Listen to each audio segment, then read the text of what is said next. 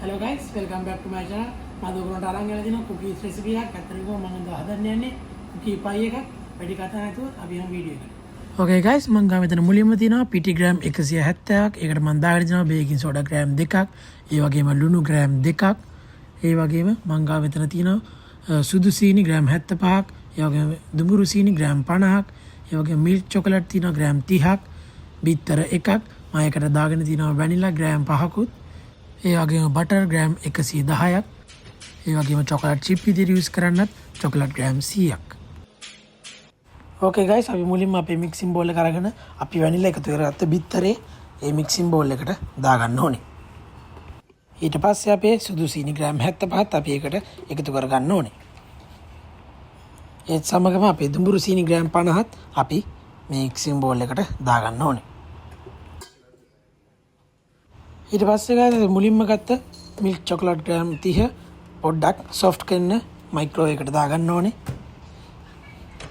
Microwave එකේ තප්පර 30ක් තප්පර 25ක් වගේ දාගත්තාම මේ ගන්නට ඇති. ඊට පස්සේ අපේ බටර් ග්‍රෑම් 110ත් ඒ චොකලට් එකම එකතු කරලා ඉවරලා ආයෙත් මයික්‍රෝවේව් එකට දාලා මේ දෙකම හොඳට සොෆ්ට් කරගන්න ඕනේ. මේක මෙල්ට් කරගන්නකොට කීප වතාවක් බලලා මෙල්ට් කරගන්න. එකපාර ගොඩාක් වෙලාවක් දාන්න එපා. එහෙම වුණොත් මේ චොකලට් ටික බර්න් වෙන්න පුළුවන්.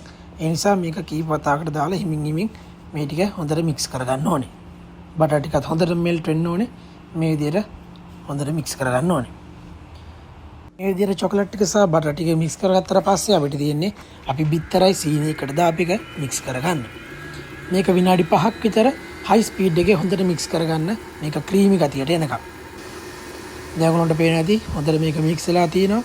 දැන් අපි ඒකට අපි කලින් මෙල්ට් කරගත්ත චොකලට් එක සහ බටර් එක එකතු කරගන්න ඕනේ.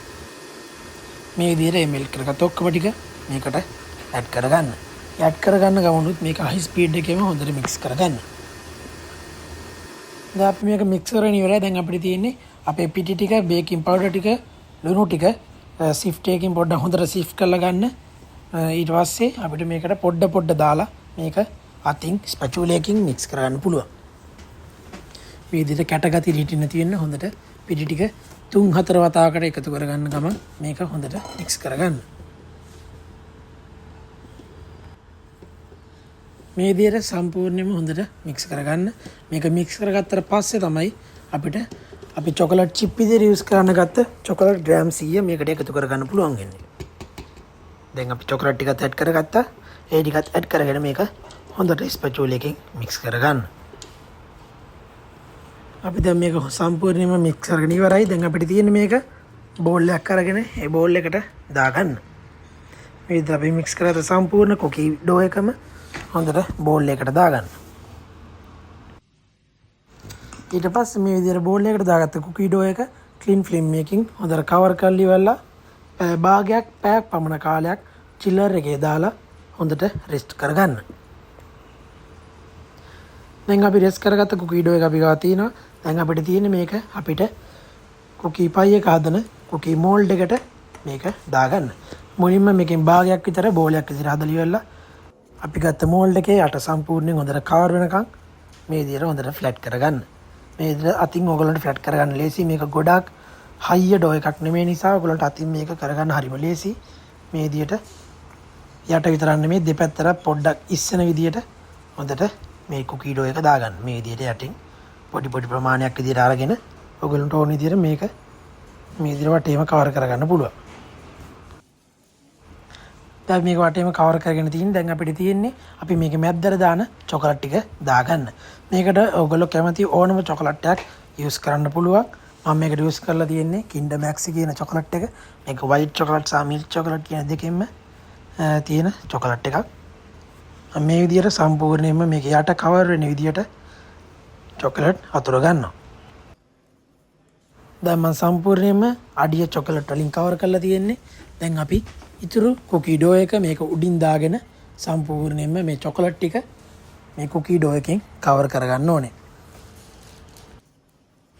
මේ විදිහට සම්පූර්ණයෙන්ම ඒ වගේම හොඳ ෆිනිෂින් එකක් එන විදිහට මේක කවර් කරගන්න. මේ ඉස්සිලා තියෙන තැන් හොඳට අතින් ප්‍රෙස් කරලා මේ විදිහට කවර් කරගන්න ඕනේ. දැන් මමගේ කුකී පයි එක සම්පූර්ණයෙන්ම හදාගෙන ඉවරයි. දැන් අපිට තියෙන්නේ මේක බේක් කරගන්න. මම මේක සෙල්සියස් අංශක 175 180 උෂ්ණත්වයේ විනාඩි 35ක් 40ක් පමණ කාලයක් බේක් කරගන්නවා. ඔයගොල්ලන්ට දැන් බලා ගන්න පුළුවන් මේක බේක් කරලා ඉවරනාට පස්සේ මොන වගේ ෆිනිෂින් එකක්ද තියෙන්නේ කියලා. බේක් කරගත්තට පස්සේ ඔයගොල්ලන්ට මේ වගේ තමයි මේක බලා ගන්න පුළුවන්.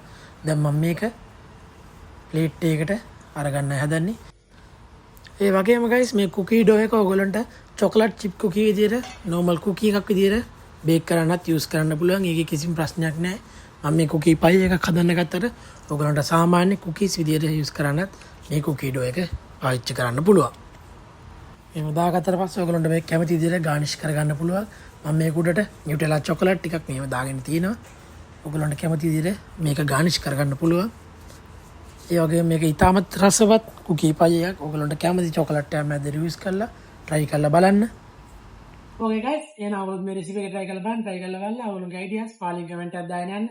අලුත් රෙසිපීස් ගැන දැනගන්න මගේ channel එක subscribe කරලා තියාගන්න. එහෙනම් see you on next video.